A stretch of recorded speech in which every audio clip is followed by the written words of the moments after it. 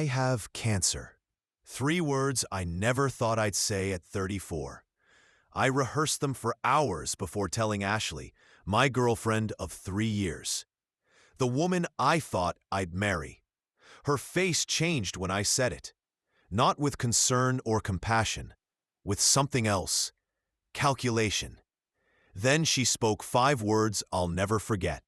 I didn't sign up for this. 1 hour later, our joint savings account was drained to 0. By evening, half the closet was empty, and she was gone. My name is Michael Carter. I'm a software developer for a cybersecurity firm in Seattle. For the past 5 years, I'd built what most would call the American dream. A steady career, a downtown apartment with a view of Puget Sound, and a relationship I believed was headed toward marriage. Ashley and I met at a friend's wedding. She was beautiful, ambitious, and laughed at my terrible jokes. Within 6 months, we moved in together. We had the same goals: build careers, save for a house in the suburbs, start a family by 35. Looking back, there were red flags. The way she checked out when my mother was hospitalized last year, how she dodged difficult conversations, her obsession with appearances. That Tuesday in April started like any other. I woke up early, made coffee, kissed Ashley goodbye. But by 11 a.m., my world collapsed when Dr. Peterson looked at me over his glasses. "I'm sorry, Michael. The tests came back positive. It's lymphoma." I remember the ceiling tiles, the humming fluorescent lights, the poster about hand washing. Stage 2. Treatable, but we need to start immediately. I called Ashley from the parking lot. No answer. Texted her the news. No reply. By evening, still nothing. I assumed she was processing it, maybe talking to a friend. I waited up until midnight. She never came home. The next morning, I checked my phone. Nothing from Ashley. I called her office. They said she'd taken personal leave. That evening, I returned from picking up prescriptions to find her side of the closet empty. Her makeup gone from the bathroom. The framed photo of us in Hawaii removed. Something made me check our finances. The joint account we'd both been contributing to for a down payment on a house, $47,820 we'd saved over 2 years, showed a balance of $0. A single transaction. Withdrawal, $47,820. Time-stamped just 3 hours after I'd texted her about my diagnosis. My hands shook as I called the bank. "I'm sorry, sir," the representative said. "Miss Williams had full authorization on the account. It was a legal transaction. That night, a text message arrived. I'm sorry, but I can't do this. Cancer means years of being a caretaker, and that's not the life I want. I need a fresh start. Please don't contact me again." No mention of the money. No acknowledgement of the theft. I sat on the edge of our bed, my bed now, and felt something I never had before, a cold, quiet rage. That night, I didn't sleep. I didn't cry. Instead, I made a call to my Uncle Robert, a corporate attorney in Portland. "Don't do anything rash," he said. "Document everything. Screenshot that text, print bank statements, change your passwords immediately." As we talked, I realized something. In our rush to build a life together, there were several things we hadn't done yet. Ashley wasn't on my lease. We'd planned to renew it together next month. I'd given her access to my primary accounts, but never made her a co-owner. And most importantly, that house down payment fund, legally, it was still mine. I had opened it before we met, and while she had deposit privileges, her name wasn't on the account ownership. "This changes everything," Uncle Robert said. "She's made a serious mistake."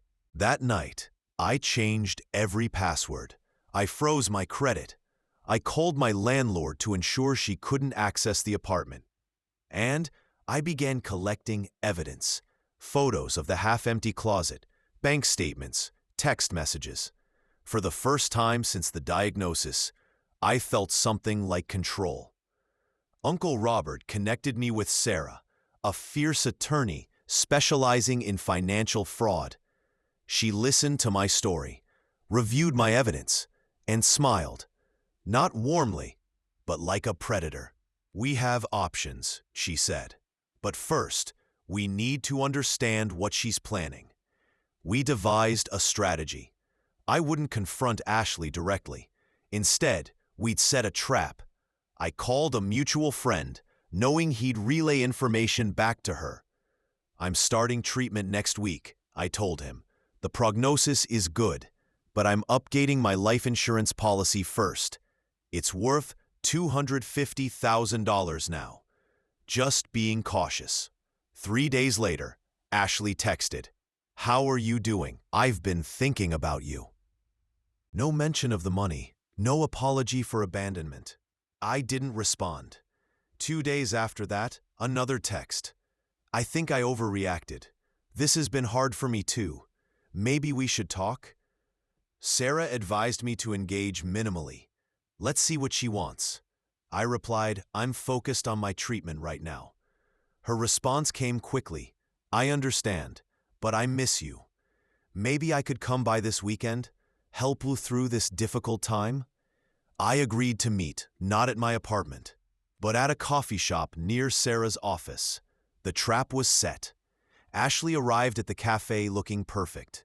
New outfit, hair freshly done. She hugged me with tears in her eyes. "I've been so worried," she said. "I panicked when you told me. I wasn't thinking clearly." I nodded, saying little. "I think we should try again," she continued. "I realize now that leaving was a mistake. We had such a good life together." Not once did she mention the money. "I appreciate that," I said.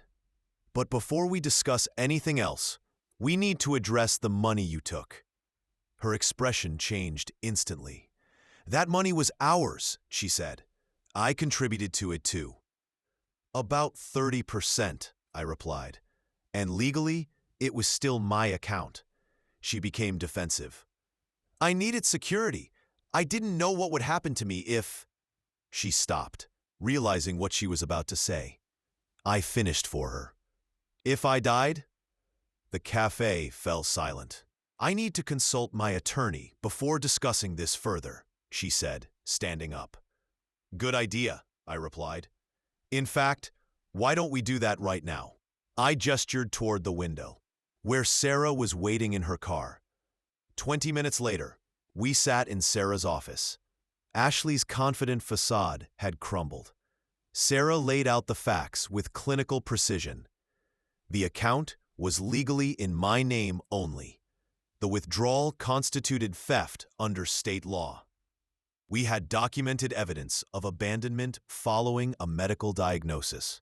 We were prepared to file both criminal charges and a civil lawsuit. "Here are your options," Sarah concluded.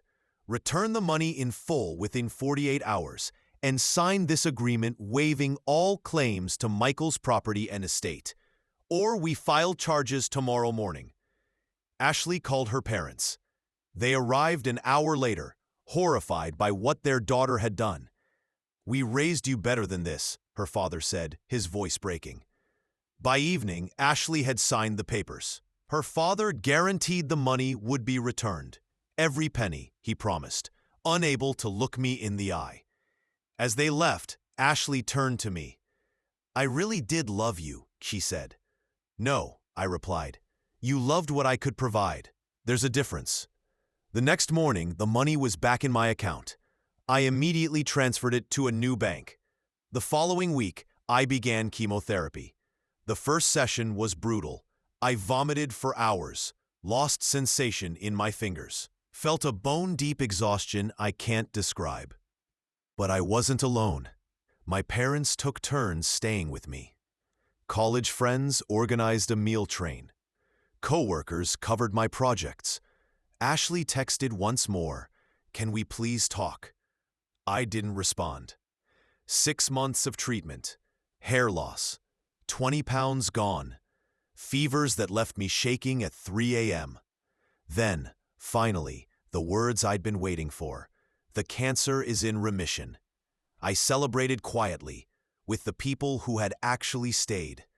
With my health returning, I made decisions. I sold most of my possessions, terminated my lease, accepted a remote position with my company, and I moved to Colorado, a small town in the mountains where the air is clean and the community tight-knit. I bought a cabin with the money Ashley had tried to take. For the first time in my adult life, I lived entirely on my terms. A year after my diagnosis, as I sat on my deck, watching the sunset over the mountains, an email arrived. "I've been in therapy," Ashley wrote. "I now understand how terribly I behaved. The fear, the selfishness, the betrayal. I know I don't deserve your forgiveness, but I need you to know how deeply I regret what I did. I hope you're healthy and happy. I'm truly sorry." I read it twice, felt the weight of it. The past year had changed me, made me stronger, more discerning, more at peace. I replied with just 2 sentences. "I survived, both the cancer and losing you. I wish you the clarity to become someone who stays when it matters." Then I blocked her email, put down my phone, and watched the stars appear one by one in the Colorado sky. She left when she thought I was dying. I began truly living when she left. Sometimes, losing the wrong person is the first step to becoming the right one for yourself.